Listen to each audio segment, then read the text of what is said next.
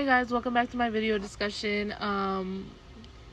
We had technical difficulties. This is like the third time I've filmed my full video, and I'm a little upset. I'm sorry. It's because the first time you could not hear me at all, which is weird because I have my phone set up the same way I've always had it, and you can hear me in all the other discussions. So I don't know why it wasn't working. And I was like, okay, like let me go delete the videos and then start over again. And it was like no storage. So I'm on Snapchat right now. Hopefully it works. But yeah. Okay, so we're gonna be talking about Paradise Lost, and when I say Paradise Lost, I don't mean that we're gonna be talking about like the whole story, but we're just talking about like this one character and what this one character did, and the actions involving this one character. And this one character is Satan. Satan, guys, Satan. We're talking about Satan, and scary. Anyways, no, I'm just kidding. But like, we're talking about whether or not his actions were understandable from what he did in Paradise Lost, which is kind of like really reflects like the Bible and everything. But I'm just trying to think about, like, I'm trying to view this as this. I've never heard about Satan. Like, I don't know anything about who this man is, and I only know about him from what like John Milton has told us. But I think still, I'm still kind of looking at it a little bit the same way, and it has nothing to do with like my religion about like, oh, Satan, like, what if I'm atheist? No, I'm just kidding. No, but I think he was evil. Did I say that? It was about whether we understand him or if he was evil. And so I was trying to view it as like a different perspective, so I know like, no, like I'm not gonna judge him so quick. So like, let me give this guy a chance, like let me see what he's up to in Paradise Lost. He was up to no good, guys. So when I say he was up to no good, I mean he was up to no good. He was literally leading rebellions like against God, which is crazy because God was like the man. Like he was like the main man, God's creation, God's power, everything. And he was like, you know what? Let me go up against him. Did he have a reason? No. And he had all these people behind him. Like at first he told them, I think in Paradise Lost they called them angels because they were all basically angels, but fallen angels, that's what they were calling the ones who followed Jesus. Well, not Jesus, God. Okay, so let me explain. So in Paradise Lost, the devil, Satan was like, let's all rebel against him. Basically, I want to say overthrow, but I feel like that's kind of more like if you were like a king. But the power God had, like, you might as well kind of look at it like that. I'm not saying like God was a king, but he had power like that, like people liked him, people didn't. And the devil was like, Satan was one of those people, and that's why he was kind of just like, let's all rebel against him, like, let's overthrow him. But they're not really overthrowing him because he's not like a king, unless that's like president, or like, can they overthrow God? I don't know, but they were kind of trying to without really knowing what overthrow is.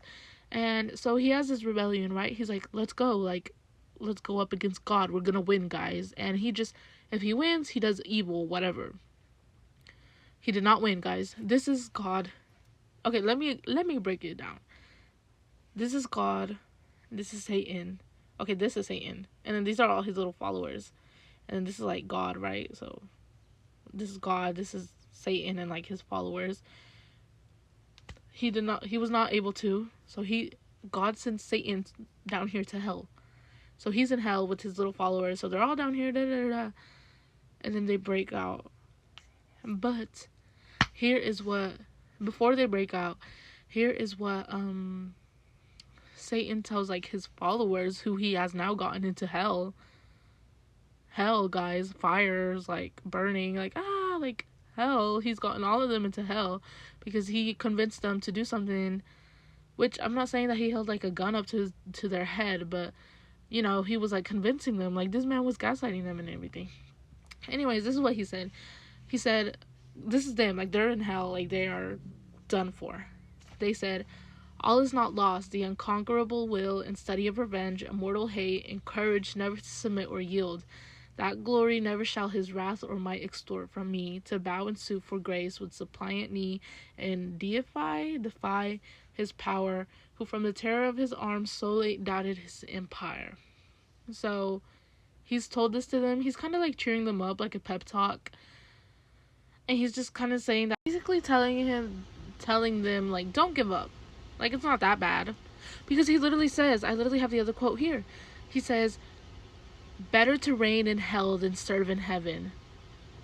Like, a lot of people use the word hell out of context, and they're just kind of like, go to hell or shut the up, you know?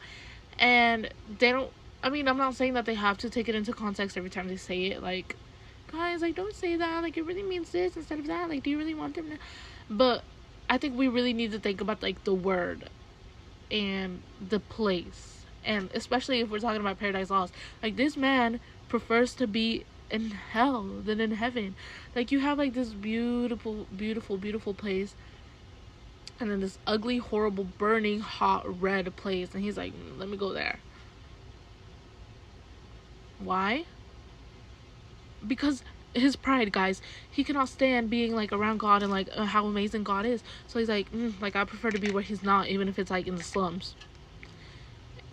And I just think that's envy. And it just kind of, like, further emphasizes why he was an evil person to me. It's kind of totally alright if you guys agree opposite. But, yeah.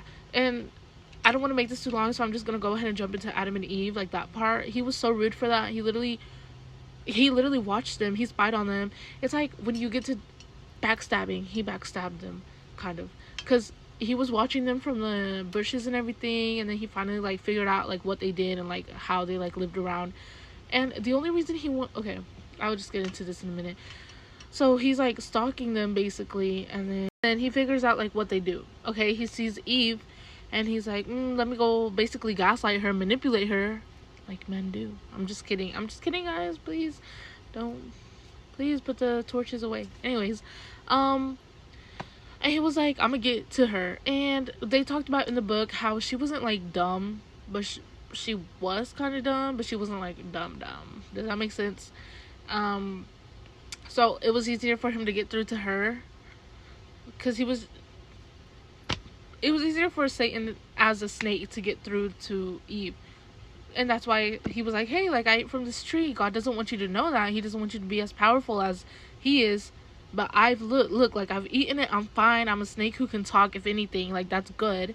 And he's like, so you should, like, eat the apple too. Like, go eat something. And then she's like, yeah, like, you're right, actually. And then she goes and eats it. She tells Adam to eat it. He eats it. Things happen. And it's ruined. God's creation is ruined because of Satan as a snake. Why? Envy, guys. He was not, like, he was vengeful. He was like, like, let me get back at this person. And it kind of worked, because God vanished them. God's creation ended, guys.